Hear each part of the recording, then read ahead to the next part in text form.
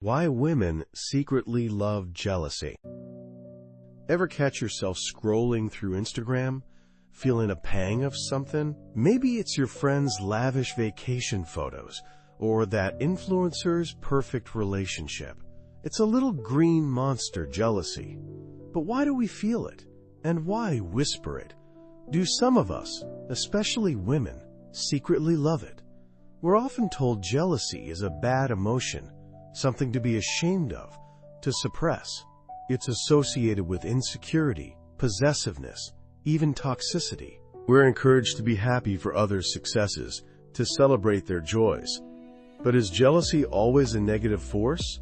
Could it actually serve a purpose, perhaps even a positive one? Evolutionary psychologists suggest jealousy isn't just some random negative emotion. It's a deeply ingrained survival mechanism. For our ancestors, jealousy served a vital function. It protected valuable resources, mates, food, social status. A woman who wasn't at least a little jealous of a rival attracting her partner's attention might have lost him, and with him, the security and resources he provided. Therefore, a touch of jealousy could be seen as adaptive. Think about the animal kingdom. Female lions fiercely guard their pride, their territory, their mates. They don't politely step aside when a younger lioness comes along. Jealousy, in this context, is about survival. It's about protecting what's yours. But does this primal instinct still hold true in modern society? Our world is vastly different from that of our ancestors. We don't hunt for our food, and our survival doesn't depend on a single male provider. So, why does jealousy still persist? Perhaps it's because, even in our modern world, we still crave connection, security, and validation. Jealousy, in a strange way, can be a sign that we care deeply. It shows us what we value. Therefore, a little jealousy can be a wake-up call, a reminder of what's important to us. Think about the times you felt jealous. Was it always about a romantic partner? Maybe it was a friend's promotion, a sibling's new car, or even a colleague's praise. Jealousy can extend to all areas of our lives, highlighting our desires and aspirations. But what about the love part? How can anyone actually enjoy feeling jealous? Here's where things get interesting. A little jealousy, paradoxically, can add spice to a relationship. It can reignite that spark, that feeling of being desired, of being wanted.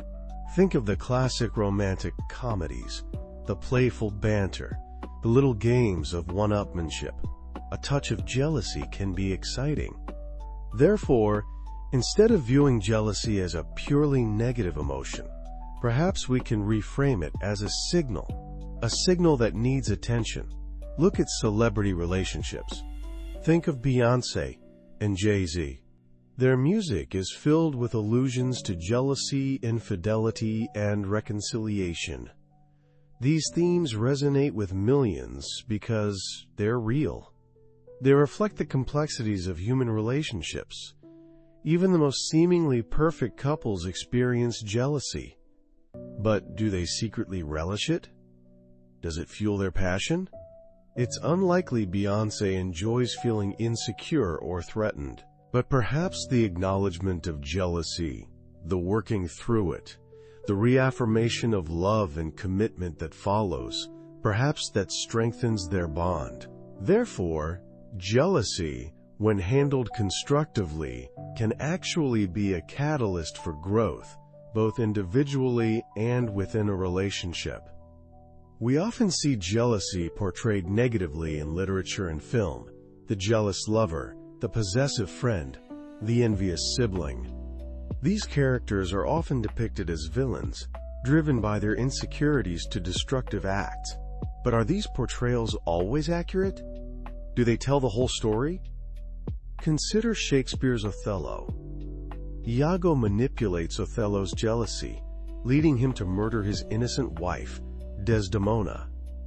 This is a tragic example of jealousy's destructive power, but it also highlights the importance of communication, trust, and self-awareness. Therefore, while jealousy itself isn't inherently bad, the way we respond to it can have profound consequences.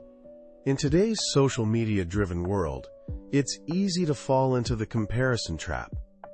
We're constantly bombarded with images of perfect lives, perfect bodies, perfect relationships. This can fuel feelings of inadequacy and, you guessed it, jealousy. But is there a way to navigate this digital landscape without succumbing to the green-eyed monster? The key is to cultivate self-awareness. Recognize your triggers, understand your insecurities, and focus on your own journey.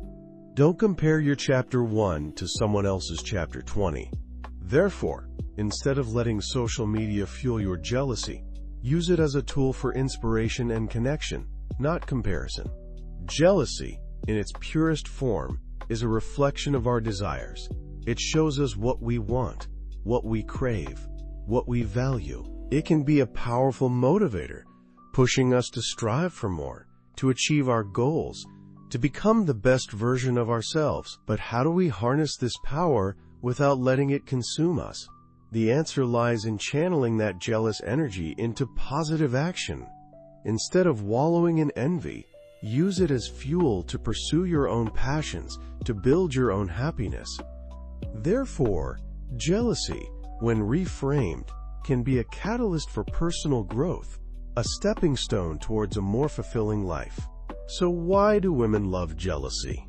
The answer, as we've explored, is complex and multifaceted. It's not about enjoying the feeling of negativity or insecurity. It's about the underlying emotions, the desires, the vulnerabilities that jealousy reveals. It's about the potential for growth, for connection, for rekindled passion. But it's also about understanding the fine line between healthy jealousy and destructive envy. Jealousy, like any emotion, has a spectrum. A little twinge can be a healthy reminder of what we cherish. But uncontrolled, it can become a toxic force. Therefore, the key is to acknowledge it, understand it, and use it as a tool for self-discovery and positive change, not as a weapon of self-destruction. So the next time you feel that pang of jealousy, take a deep breath and ask yourself, what is this emotion trying to tell me? What can I learn from it? And how can I use it to become a stronger, more fulfilled version of myself?